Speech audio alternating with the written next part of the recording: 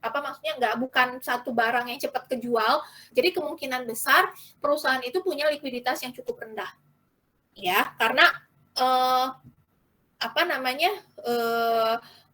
kasnya itu ada di inventory. Sedangkan inventory aja kita nggak tahu gitu loh, inventory itu kapan akan berubah menjadi kas.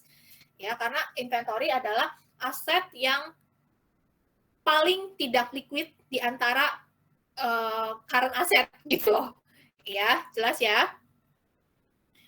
Terus kita lihat di sini asset test ratio.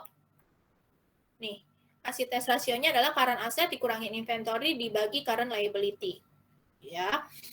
Tadi current asetnya masih sama, inventory-nya tadi 32,1. Kita lihat di sini 32,1. Inventory ini bener ya.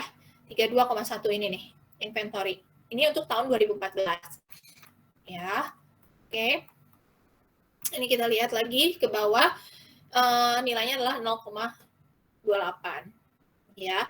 Terus di sini adalah kesimpulannya, ya. Jadi di situ kamu harus bisa menganalisa, ya, menganalisa yang mana nih, yang pertama yang mana yang lebih liquid antara 2014 atau 2013, ya. Terus yang kedua, kalau seandainya ada penggabungan dua perusahaan, biasanya suka di-compare soalnya itu, ya.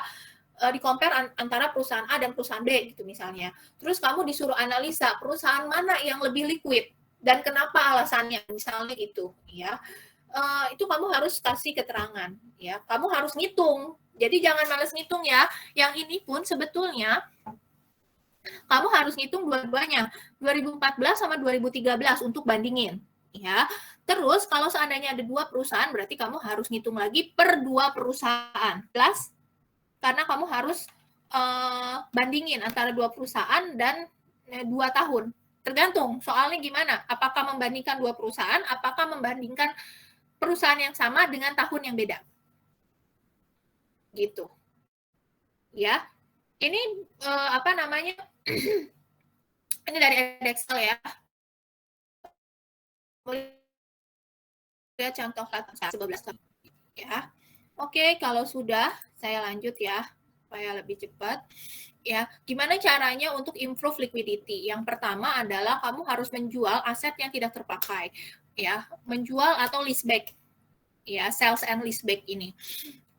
Misalnya kamu punya kendaraan, kamu punya properti, kamu punya mesin yang nggak kepake, lebih baik dijual supaya ada uang tunai, karena uang tunai itu merupakan aset yang paling liquid kan, ya, daripada tidak menghasilkan apa-apa sama sekali si barang yang tidak terpakai itu, malah nambah biaya, misalnya untuk biaya perawatan, ya, perawatan mesin gitu ya, sewa gedung, perawatan gedung dan segala macam, ya. Nah, lebih baik dijual sehingga kamu punya uang kas, dan uang kas itu merupakan aset yang liquid, ya.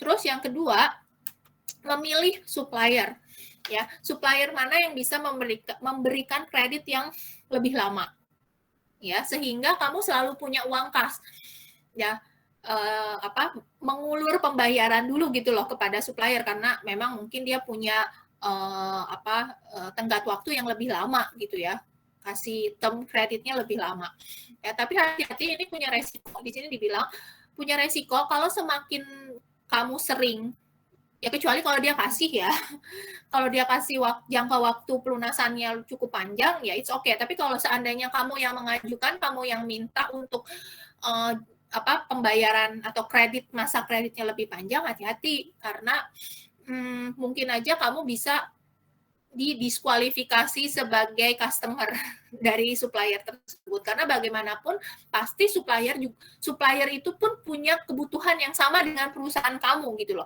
Mereka juga pasti butuh uang tersebut, uang pelunasan dari kamu untuk operasional perusahaan mereka, ya. Mungkin ini bisa menyebabkan kepercayaan kalau kamu sering banget minta sama supplier biar term kreditnya itu lebih panjang gitu ya. Itu bisa merenggangkan hubungan antara customer dan supplier gitu loh, ya. Oke, selanjutnya adalah dengan factoring. Factoring itu adalah untuk mengalihkan piutang, ya, kayak jual beli piutang atau mengalihkan piutang. Misalnya saya punya apa namanya, ini siapa di sini, ada siapa aja. Misalnya saya punya hutang sama Charlotte misalnya ya. Terus apa namanya, Charlotte itu butuh uang, tapi saya tuh belum bisa bayar kan, karena memang belum jatuh temponya. Terus Charlotte mengalihkan piutang, berarti piutang dong dari sisi Charlotte kan berarti piutang ya, mengalihkan piutang saya ke Monik gitu loh. Jadi Monik bayar dulu utang saya ke Charlotte. Misalnya utangnya 10 juta nih, utang saya sebenarnya sama Charlotte 10 juta, tapi karena Charlotte butuh uang sekarang, dia bilang sama Monik, nih saya alihin deh utang Karen gitu ya ke kamu, tapi kamu cukup bayar misalnya 9.500.000 ke Charlotte. Nanti saya bayarnya ke Monik 10 juta. Jadi Monik punya untung 500.000. Misalnya kayak gitu. Jelas? Jelas nggak sih? Kayak mengalihkan gitu loh. Ya itu yang disebut dengan factoring. Ya. Oke, ini tujuannya supaya tergantung ya. Misalnya kan berarti kan Charlotte tuh butuh dana segar ya kan. Charlotte itu butuh apa ya? Likuiditas. Ya mungkin likuiditasnya kurang, jadi butuh sesuatu yang lebih liquid. Jadi dia ya udah mengalihkan si piutang itu supaya cepet-cepet jadi kas gitu loh. Ya. Oke, selanjutnya adalah inventory just in time. Nah, ini yang terkenal, yang sering pakai ini adalah Toyota. Ya, Toyota ini pakai just in time. Just in time ini adalah pendekatan untuk meminimalkan persediaan. Ya, jadi maksudnya adalah perusahaan tersebut tidak stok. Ya, jadi dia nggak stok banyak-banyak ya, dan nggak stok lama-lama, tidak menyimpan stok dalam jangka waktu yang lama. Jadi dia benar-benar kalau misalnya dia butuh barang tersebut ya, dan per waktu itu dia memang butuhnya per waktu itu, dia langsung beli barang tersebut. Jadi dia nggak ada tuh waktu kayak misalnya dia nyimpen stok sampai berbulan-bulan, itu nggak ada. Dan nggak ada stok yang kelamaan, bukan kelamaan ya, kebanyakan dan kelamaan di gudang. Ya, ini tujuannya adalah untuk meminimalkan biaya sebetulnya. Ya, pada saat kamu sewa gudang, itu kan pasti kamu harus bayar dong, betul nggak? Biaya kamu bertambah, ya. Terus pada saat kamu stok terlalu banyak, biasanya uang kamu mati di stok itu, betul nggak sih? Yang tadinya uang kamu bisa dialihkan untuk misalnya bayar listrik, bayar gaji karyawan, malah mati di stok itu. Sedangkan kamu sendiri belum pasti gitu loh, akan pakai stok itu kapan.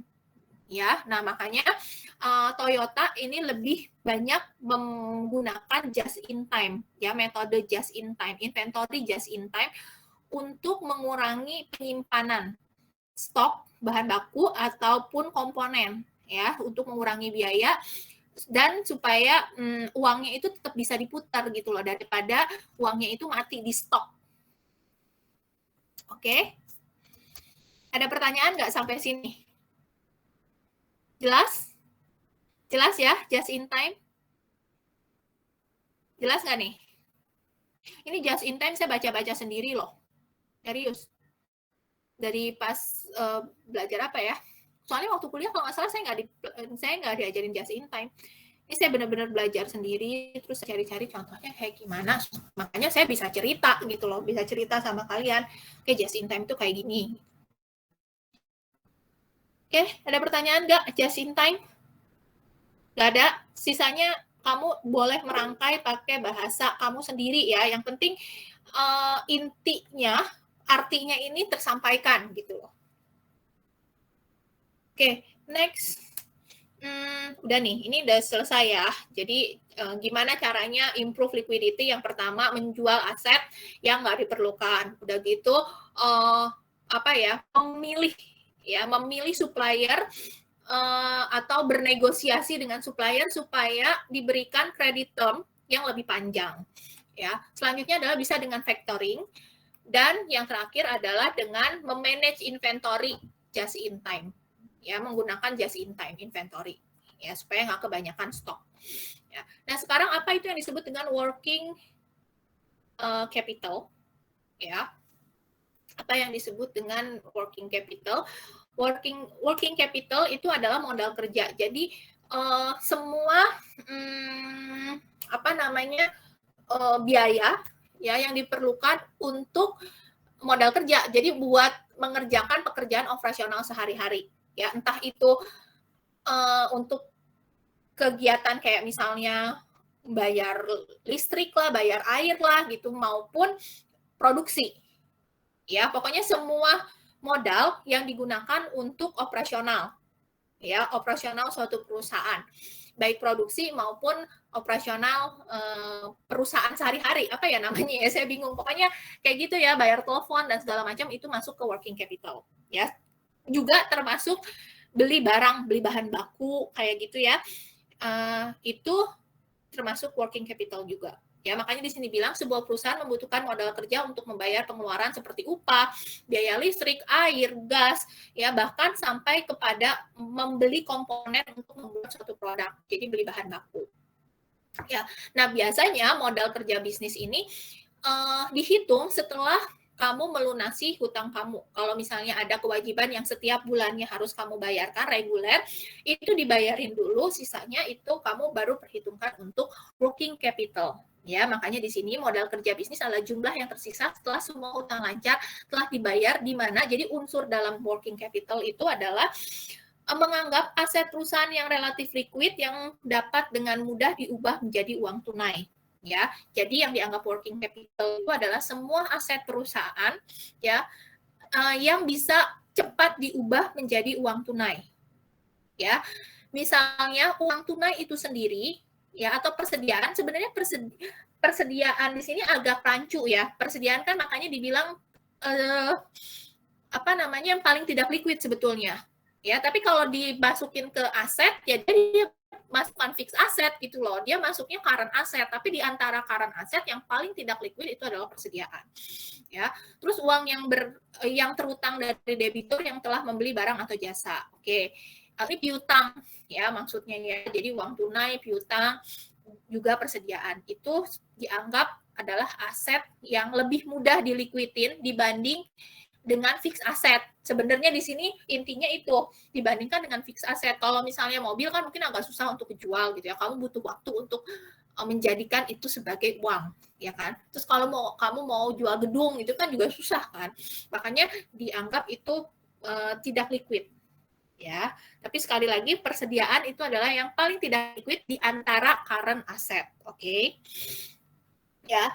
Setelah itu unsur yang ada di dalam working capital itu dianggap uang yang terutang oleh suatu perusahaan yang perlu dibayar dalam jangka pendek.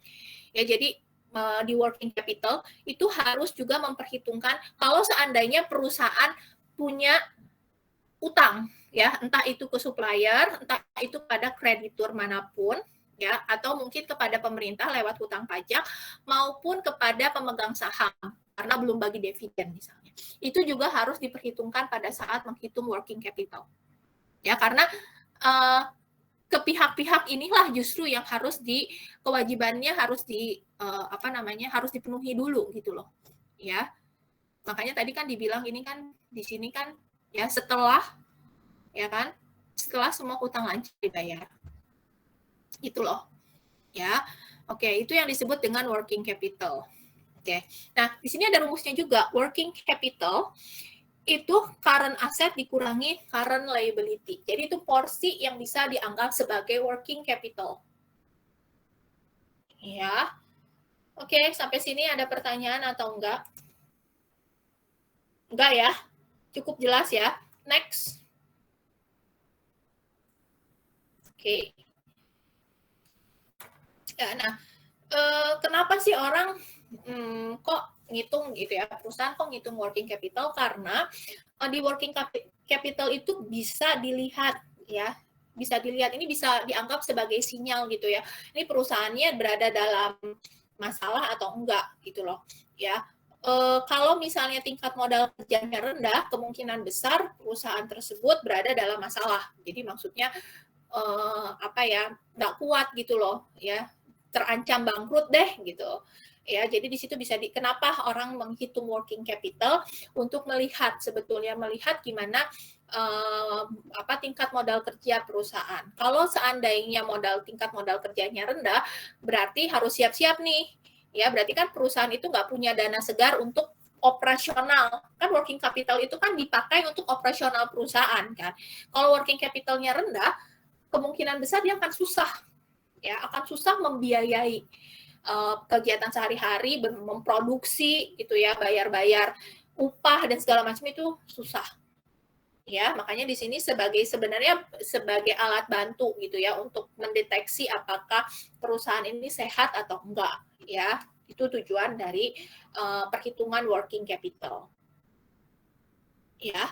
Oke, selanjutnya bagaimana cara kita memanage working capital? Yang pertama, kamu harus lihat bisnis kamu gimana size of bisnisnya. Ya, jadi beda-beda. Ya, kalau seandainya kamu perusahaan kecil mungkin punya working capital yang kecil, cukup gitu ya, bisa beroperasi. Tapi pada saat kamu sudah menjadi suatu perusahaan yang besar, cabang kamu banyak, karyawan kamu banyak, berarti working capital kamu juga harus besar. Pasti besar ya, kayak misalnya kamu punya cabang banyak, punya karyawan banyak, karyawan kan harus digaji kan, itu contoh simpelnya aja deh. Berarti kan kamu butuh dana setiap bulannya itu banyak sekali loh, ya kan, untuk minimal gaji karyawan dulu deh, sebelum kita ngomongin yang namanya bayar listrik, air, tunjangan lain-lain ya. Tapi misalnya karyawan aja gitu ya, kalaupun kamu nggak memproduksi sesuatu atau kamu belum memproduksi sesuatu, pada saat kamu meng-hire banyak karyawan, otomatis uang yang kamu keluarkan setiap bulan untuk bayar gaji karyawan juga pasti banyak. Berarti dengan kata lain, working capital kamu juga tinggi, gitu loh. Jelas ya? Jadi dilihat size bisnis kamu gimana. Kalau misalnya usaha kecil, ya berarti working capital-nya lebih rendah dibandingkan dengan usaha menengah.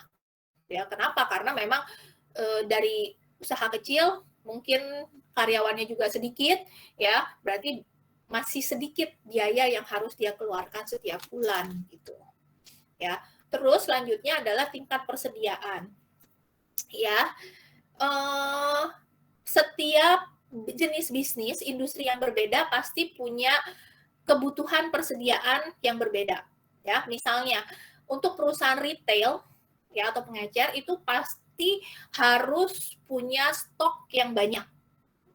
Ya, tapi mungkin ada perusahaan-perusahaan yang bisa hidup dengan sistem just in time tadi, ya, walaupun stoknya sedikit dia bisa beroperasi misalnya. Ya, jadi ini harus di-manage juga tingkat persediaannya. Apakah benar-benar perusahaan tersebut butuh stok yang banyak atau enggak? Ya, dan itu bisa berpengaruh pada working capital-nya. Kalau seandainya kamu bisa beroperasi dengan sistem just in time, itu akan membantu kamu di working capital gitu ya. Intinya semakin banyak persediaan yang harus kamu stok di perusahaan kamu, semakin tinggi modal kerjanya ya, dengan asumsi bahwa faktor-faktor lain tetap sama. Jadi maksudnya tidak ada kenaikan gaji ya, misalnya biaya, nggak ada kenaikan biaya apapun gitu ya, biaya listrik, air mungkin nggak naik, pokoknya biaya-biaya di luar persediaan itu nggak naik gitu loh, dengan asumsi seperti itu.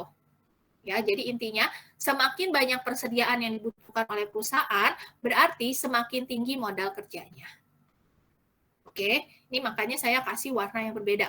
Saya kasih warna ungu nih. Ya, oke.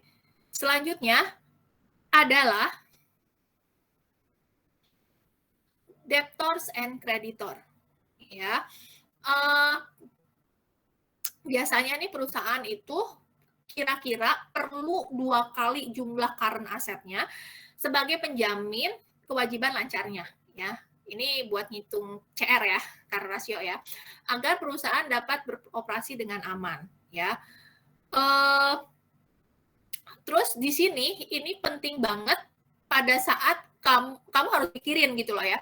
Kamu harus pikirin pada saat waktu dari kamu beli inventory ya, waktu dari kamu beli inventory yang untuk dijual ya, entah itu bahan bakunya, entah itu inventory jadi, sampai kepada produk tersebut dijual berapa lama. Ya, itu akan menentukan level working capital-nya ya. Contohnya, langsung aja ke contohnya ya, supaya kamu nggak bingung. Di situ bisa kelihatan nggak sih? Bisa kan? Contohnya misalnya kontraktor. Ya, kontraktor gedung atau interior atau rumah gitu ya, itu biasanya membutuhkan modal kerja atau working capital yang besar untuk suatu project. Karena kenapa? Kalau kontraktor gitu kan, waktu pertama deal sama klien nggak mungkin bayar full 100%, betul nggak? Pasti ada terminnya. Ya, misalnya DP dulu berapa, 10 atau 20%. Terus termin pertama, misalnya pembayaran termin pertama berapa nih? Ya, berapa persen nih? 20%, 30% kan, 40%. Nanti setelah selesai rumahnya dan udah ada serah terima, ya si kliennya udah puas, barulah pelunasan. Ya, berarti kan ada jarak dari pertama mulai kontrak, betul nggak sih? Pertama mulai deal, pertama mulai dia bangun nih, udah mau mulai nih konstruksinya, sampai ke bangunan itu selesai, sampai serah terima, sampai semuanya lunas kan butuh waktu yang sangat panjang. Ya, sedangkan pembayarannya itu nanti di akhir. Ya, tapi kan selama waktu berjalan kan working capital tetap jalan dong. Dia harus bayar tukang, dia harus beli bahan-bahan bangunannya itu, ya. Makanya di sini kenapa kontrak konstruksi membutuhkan working capital yang cukup tinggi. Oke, sampai sini jelas? Kebayang nggak? Kebayang ya? Berbeda sama si supermarket, ya. Let's say kalau seandainya supermarket ini dapat jackpot gitu ya, ketemu sama supplier yang termin pembayarannya panjang. Jadi supplier udah kirim barangnya, ya, tapi bayarnya nanti aja gitu ya. Nanti aja, misalnya 30 hari kemudian atau 60 hari kemudian. Tapi ternyata belum sampai 30 hari barangnya sudah laku terjual di supermarketnya dia. Ya, pada saat si customer atau pembeli belanja ke supermarket dia, pembeli itu kan bayarnya cash, betul? Bayarnya cash kan? Tapi si pemilik supermarket, ya, ini belum bayar loh, masih ngutang loh inventory yang barang yang tadi dikasih sama supplier. Betul nggak sih? Iya kan? Jadi bisa dikatakan di sini dia beroperasi dengan negatif working capital. Oke. Enak ya kalau begitu ya. Kamu nggak usah keluarin modal, tapi kamu bisa jualan gitu loh. Terus kamu malah dapat uang cash. Ya, secara langsung kamu jualan tunai, ya. Terus tapi kamu dapat inventory itu kredit, bahkan belum dibayar, DP juga belum gitu loh. Ya, maka di sini bisa dibilang perusahaan seperti ini bisa beroperasi walaupun dia dengan istilahnya kategorinya adalah menggunakan negatif working capital. Oke, jelas? Jelas ya. Jadi tergantung ya, yang debtor sama kreditor, kamu menjadi debtors atau kamu menjadi kreditor gitu loh. Ya, tergantung dari jenis usahanya. Kalau konstruksi udah pasti nggak bisa. Kamu harus menyiapkan dana yang besar sekali, alias kamu harus pakai working capital yang cukup tinggi. Sedangkan kalau yang tadi supermarket bisa aja kalau ketemu suppliernya yang enak gitu ya, suppliernya yang punya kebijakan yang cukup bijaksana, mungkin kamu malah bisa beroperasi dengan negatif working capital gitu. Ya. Oke, ada pertanyaan atau enggak sampai sini? Nggak ada? Jelas ya. Next. Ya. Kita harus memaintain juga kecukupan dari level kecukupan dari working capital-nya gimana. Ya, jadi harus menjaga tingkat modal kerja yang memadai. Ya, misalnya jika perusahaan menyimpan terlalu sedikit aktiva lancar, ya aset lancarnya itu terlalu rendah, perusahaan akan menghadapi beberapa masalah seperti berikut misalnya. Ya, mungkin saja perusahaan itu nggak bisa punya bahan baku yang cukup. Ya, pada saat perusahaan nggak bisa punya bahan baku yang cukup, ini bahan baku kan dipakai buat operasional perusahaan dong, buat apa, produksi ya. Berarti kan kamu nggak punya bahan baku, kamu nggak bisa produksi barang, terus pada saat konsumen mau beli barang nggak ada persediaan, ya nggak ada barang jadi yang siap untuk dijual. Akhirnya gimana? Konsumen mungkin bisa beralih ke perusahaan saingan. ya. Jadi kamu mungkin nggak bisa memenuhi kebutuhan konsumen, kamu juga nggak bisa memenuhi pesanan tepat waktu misalnya, ya.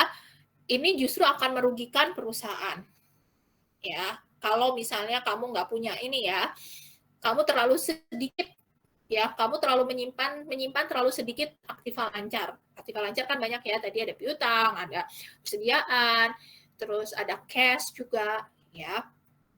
Selanjutnya, kalau seandainya kamu nggak punya uang tunai dengan cukup, ya, kamu mungkin akan susah untuk membayar tagihan. Kamu nggak punya uang tunai misalnya. Terus bayar listrik tuh udah jatuh tempo. Ya, gimana kalau kamu telat bayar terus listriknya diputus? Berarti kamu nggak bisa melakukan kegiatan operasional perusahaan, betul nggak?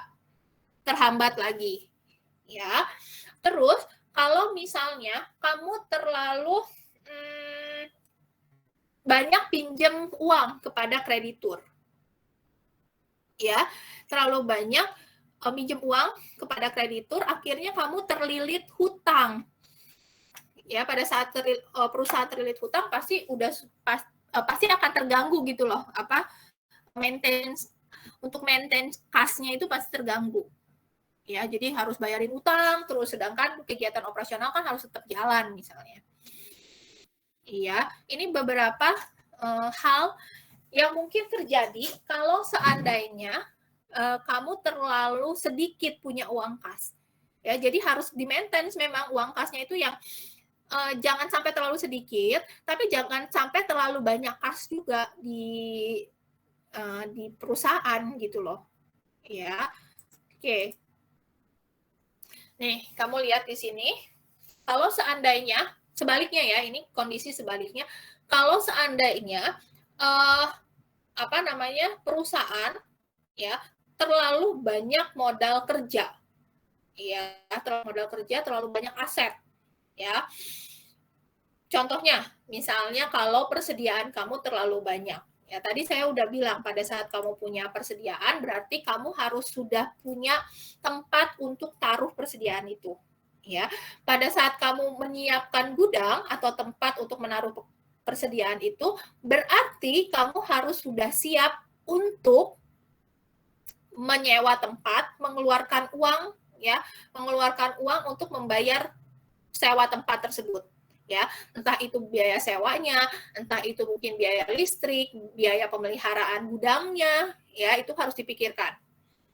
Ya. Terus mungkin kamu juga harus mengasuransikan, bayar asuransi ya, asuransi dari kecurian, asuransi dari kebakaran, banjir, gempa dan sebagainya.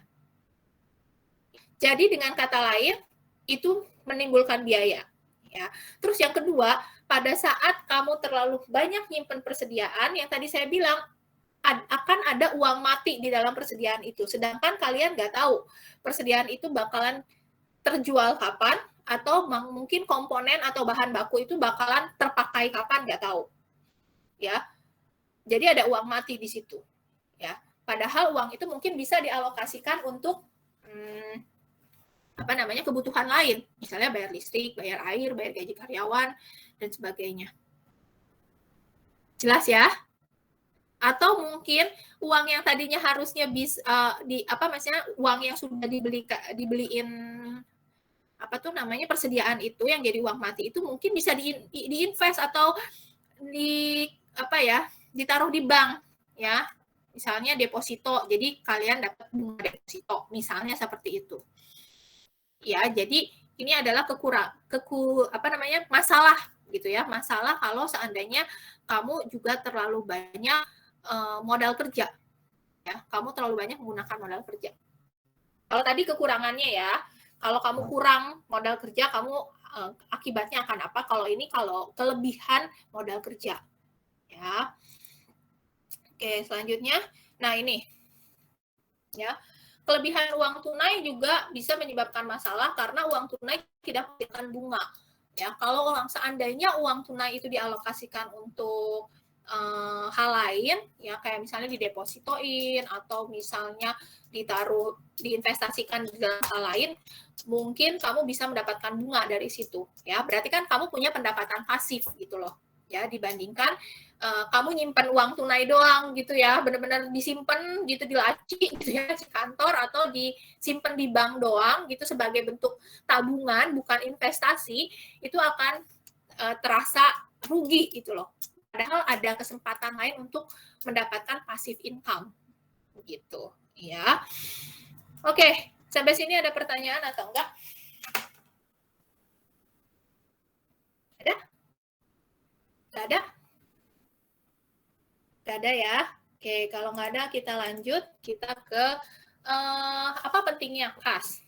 Ya, kas itu penting karena kas merupakan aset, ya, aset lancar yang paling liquid, ya. Sehingga dengan kalau kamu punya kas yang cukup memadai, kegiatan operasional kamu bisa berjalan dengan lancar gitu loh, ya, lebih gampang, ya.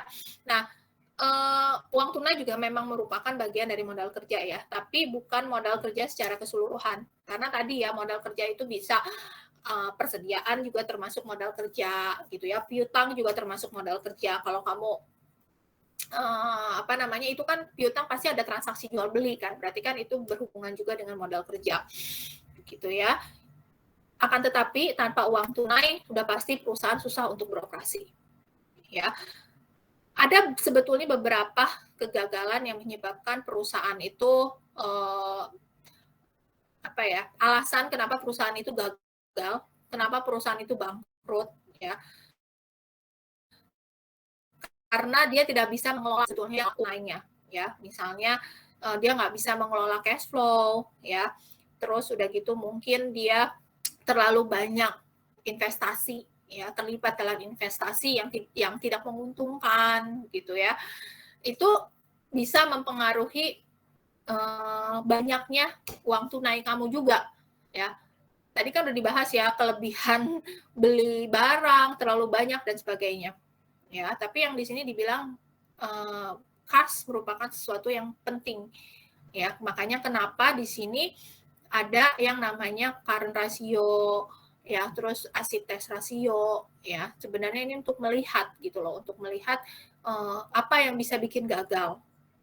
Ya, salah satu unsurnya adalah ketidakmampuan mengelola kas perusahaan. Ya, nah untuk kegagalannya ini itu bakalan dibahas di bab 36. Ya, yang sekarang mau kita bahas. Oke, kita masih ada waktu 15 menit. Saya akan bubarin kalian di 15.25 ya, karena tadi kan ada break 5 menit kan. Ya kan? Nanti saya kasih di belakang aja ya biar sekalian ya. Oke, sampai sini ada pertanyaan atau enggak? Ini udah selesai nih 35. Nggak ada? Nggak ada pertanyaan? Oke, kalau nggak ada pertanyaan kita ganti ya, kita ganti bab 36. Oh ya, by the way, saya udah kasih